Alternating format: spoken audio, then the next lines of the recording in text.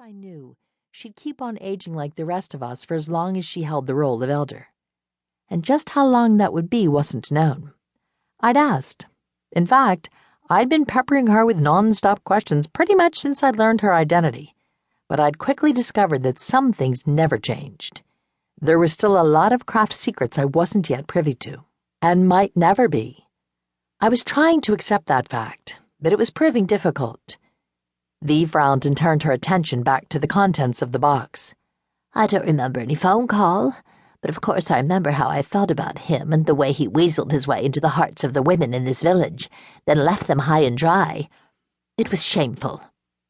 Harper and I sat on the couch next to each other, bookended by furry friends.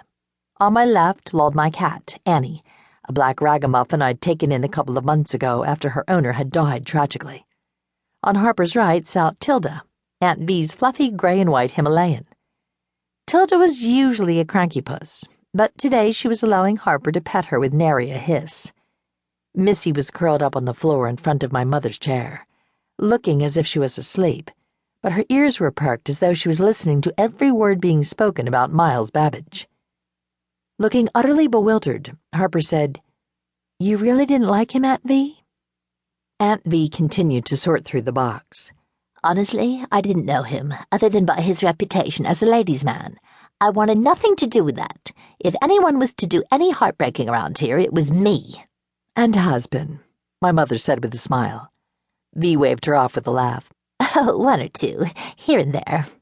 Or 3, 4, 5. Ve had left broken hearts scattered all over this village. Bracing her elbows on her knees, Harper leaned forward.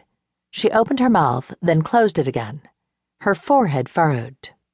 Finally she said, "I don't understand. Why in the world did you marry him?" Ve adjusted her red bandana and sighed. I wish I knew. At the word wish, I bristled, ready to cast a spell. However, we could not grant our own wishes or those of other wishcrafters. Not even the elder had that ability, because she'd once been a wishcrafter too. It's all a bit fuzzy around the edges.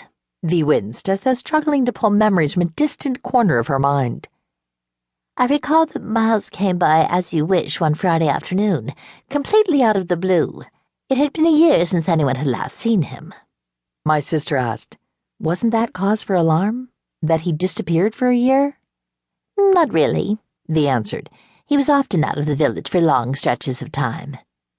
Miles was a transient clay artist, my mother explained. He traveled with the Roving Stones, so he was in and out of the village a few times a year. He had no ties here otherwise.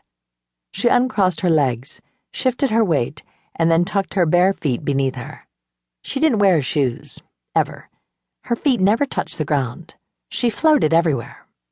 Not wearing shoes was something she passed off as a quirk of the eldership, but I had the feeling it held deeper meaning. Another secret I had yet to uncover.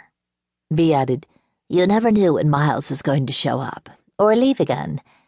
After a year passed, we'd all come to believe he wasn't ever coming back, that he'd finally hooked up with some woman who hadn't let him go. Served him right. "What did he want with you, Ve?" Harper asked. He wanted to hire me. To do what? I asked. What could he have possibly needed Ve to do? I can't remember, she said with a shrug. I'm sure I took notes, as I do with all my new clients, but I've never found a file with his name. It's a mystery. Harper scooted to the edge of the sofa. What do you mean you can't remember? Just that, Harper dear. I have no memories from that Friday afternoon after hearing him say he wanted to hire me until the next evening, when I woke up next to a marriage certificate. My stomach dropped just imagining the situation. I couldn't fathom having lived it. Had you two been drinking? I asked. Not that I can recall, she said with a smile, though I don't doubt there was alcohol involved at some point during that time period. Wedding nights often involve champagne. I had no hangover when I woke up, however. Do you think he drugged you? Harper's shoulders slid back. Her chin came up. Vengeance shone in her narrowed gaze. It was probably a very good thing Miles was already dead. That's always been my theory, my mother offered. There's no other explanation to lose more than 24 hours of your life. Could it have been the craft at work? I asked. Perhaps he cast a spell.